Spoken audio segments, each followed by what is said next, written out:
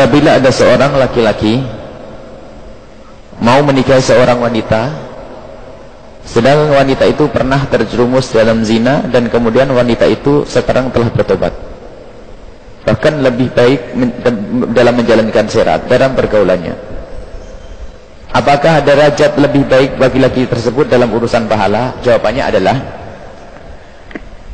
siapapun yang pernah terjerumus dalam kehinaan zina, kalau pengen bertobat jangan diceritakan kepada manusia, karena tanda dosa akan diampuni kalau dia bisa menyimpan hanya untuk dia dengan Allah saja. Banyak dunguan dari sebagian orang, khususnya wanita, dia sudah kepleset dalam zina, tak taunya malah berterus terang, apalagi dengan orang yang bakal menikahinya. Ini kedunguan di atas kedunguan. Simpan kisah itu hanya kepada Allah saja, dan menangislah, bertobatlah. Karena anda bercerita kepada siapapun, orang tidak bisa memberikan pengampunan, bahkan orang hanya bisa mengejek, mencibir, dan anda akan direndahkan. Tapi bertobat kepada Allah gampang. Menangis di tengah malam selesai, dan aku berjanji tidak akan mengulangi, Allah insya Allah akan mengampuni. Ini nasihat yang pertama. Sebab ada sebagian orang itu karena pengen, ya tidak tahu, namanya wanita dengan kelemahannya, cara ini kan kelemahannya ada, tiba-tiba enggak, harus berterus terang, nanti takut ketahuan, takut dari orang lain yang tahu. Jangan mikir itu. Kalau anda tobat, Allah akan tutup, orang tidak akan bisa menyebut. Jadi dasar dungu ada. Sudah pernah suatu ketika ada seorang wanita menikah dengan seorang laki-laki, mesra 3 bulan. Setelah mesra 3 bulan, rupanya sang istri menangis karena menemukan suaminya baik sekali. Di Cirebon, semoga Allah mengampuni. Jadi baik sekali suaminya, tiba-tiba sang istri ini suatu ketika kok ngomong sambil nangis, abang, sungguh saya ini tidak pantas dengan abang. Loh, kenapa? Saya merasa berdosa besar dengan abang, abang baik sekali dengan saya, abang sayang dengan saya, abang perhatian dengan saya. Tapi saya merasa berdosa karena saya bohong. Bohong apa? Saya akan terus terang, kira-kira abang masih terima saya? Ya saya terima dong, kamu istriku kok. Abang masih sayang? Ini sayang, cinta-cinta. Apa sih Neng? Sambil nangis memeluk suaminya, bang, sebelum menikah dulu waktu di SMA, aku pernah melakukan zina dengan seorang laki-laki. Sang suami merangkul dengan tangis, akan tapi rangkulan terakhir, dan setelah itu dicerai. Bodohnya perempuan itu. Kalau dia diam cukup minta kepada Allah, selesai, dan tidak ada yang tahu. Ini pendidikan yang harus dihadirkan. Dosa kepada Allah jangan ceritakan kepada kita, jangan curhat kepada siapapun, manusia tidak bisa mengampuni. Jadi kadang curhat sana curhat sini, Masya Allah. Nah ini, nah kalau ini kasus yang semacam ini, bisa saja dulu belum pernah ngaji, tidak ngerti, akhirnya sampai ada yang tahu. Lah kok sampai calonnya tahu ini? Kenapa? Siapa yang ngasih tahu? Kalau bukan dia sendiri, ini kesalahan. Kenapa dia ngasih tahu? Kalau memang sudah telanjur ngasih tahu, dan anda sebagai seorang laki-laki tahu dia semakin baik, tidak ada masalah. Orang tobat at-taibu minadz dzambi kaman la dzambalah. Orang bertobat dari dosa seperti orang yang tidak pernah berdosa, akan tapi tidak seimbang di sini. Anda yang melihat, anda sebagai laki-laki yang bertanya tadi, kalau anda mempunyai istri bekas zina dan dia sudah bertobat, ketahuilah istrimu bisa menjadi lebih mulia dari kamu.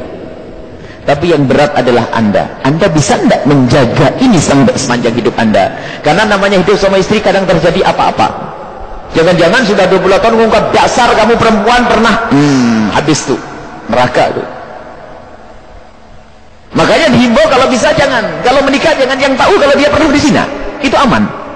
Ini pernah zina, biar dengan yang lainnya sama-sama tidak tahu. Jangan sampai dalam perjalanannya nanti ada ungkapan, dan ini perlunya.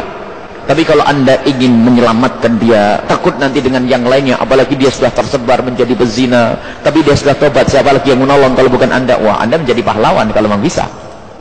Kalau bisa menjaga, anda pahlawan, dan itu kemuliaan bagi anda. Tapi ingat, anda berat karena suatu ketika namanya emosi, namanya orang tidak indah terus. Ada begini begitu, taunya ada fitnah, taunya anda kemakan karena kebayang-bayang masa lalu itu. Maka bisa menjadi protes, lalu menjelekkan, naudzubillah. Saat itu anda malah tersebut di dalam kehinaan. Masya Allah, waktu ya. Pertanyaannya banyak sekali karena akan tadi waktu.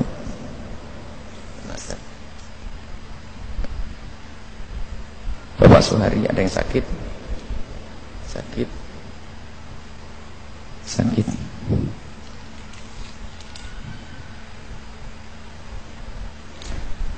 Semoga Allah kesembuhan. Dan semoga Allah menutup aib. Jika ada yang pernah terjerumus dalam hina, semoga Allah menutup aibnya, memuliakannya, mengangkat derajatnya, mengampuni dosanya, dan mengirim jodoh suami atau istri yang baik. Jangan sampai putus asa karena dia pernah terjerumus dalam zina. Semoga tobatnya sesungguhnya. Al-Fatihah.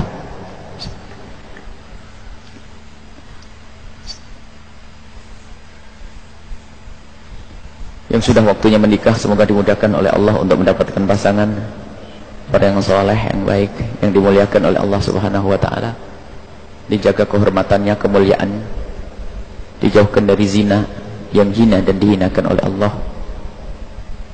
Semoga didekatkan pernikahannya sebagai pembuka segala kebaikan, dilapangkan rezekinya, dan para orang tua memudahkan urusan nikah anak-anaknya. Dan semoga pernikahan yang akan mereka jalani adalah benar-benar tanda bahwasanya mereka umat Nabi Muhammad SAW, suami istri yang saling mencintai karena Allah, saling merindukan karena Allah, saling membantu karena Allah. Al-Fatihah.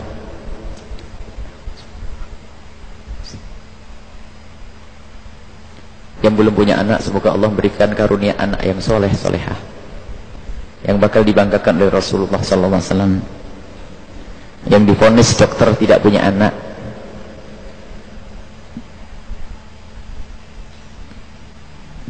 yang divonis dokter tidak punya anak, semoga Allah memberikan pemahaman ke dalam hatinya bahwa masuk surga tidak harus dengan anak, dan di dunia hanya sebentar. Setelah itu kita masuk alam barzah, semoga mulia di alam barzah. Dan semoga vonis itu adalah tidak benar. Kalau benar, semoga Allah memberikan kesabaran, semoga Allah memberikan kemuliaan di dunia dan di akhirat, ketabahan. Dan bagi orang tua yang sudah punya anak tapi kok anaknya bandel, susah diatur, semoga berkat mulianya majelis ini Allah memberikan kepada anak-anak mereka kesadaran, anak-anak mereka kelembutan hati, sehingga menjadi rindu kepada kemuliaan berkat Habib Muhammad SAW. Al-Fatihah.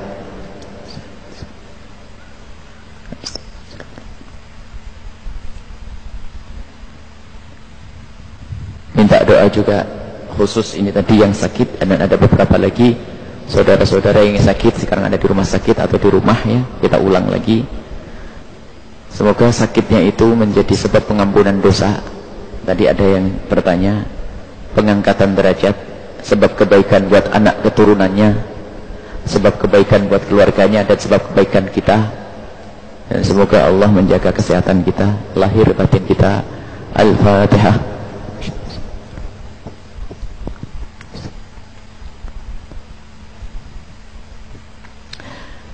Yang sibuk, yang usahanya belum lancar, rezekinya sempit, semoga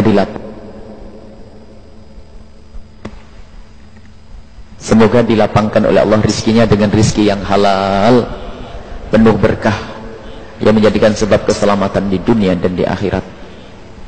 Dan jika ada orang yang masih punya pekerjaan haram, semoga Allah ganti dengan yang halal, yang lebih banyak dan lebih berkah, sehingga bisa selamat di dunia dan di akhirat. Al-Fatihah.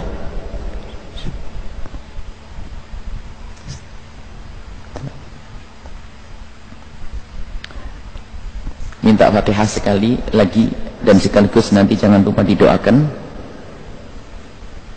pesantren Al-Bahjah. Ini doa itu paling mahal. Kami yakin di antara yang hadir ada kekasih Allah. Kalau mengandalkan doa pribadi, doa sendiri, banyak hal-hal yang mungkin menjadi sebab ditolak doa. Tapi kita husnudzon kepada Allah, Allah akan mengabul doa kita. Tapi doa bersama ini insya Allah bakal dikabul oleh Allah. Pesantren Al-Bahjah, pesantren kita semuanya,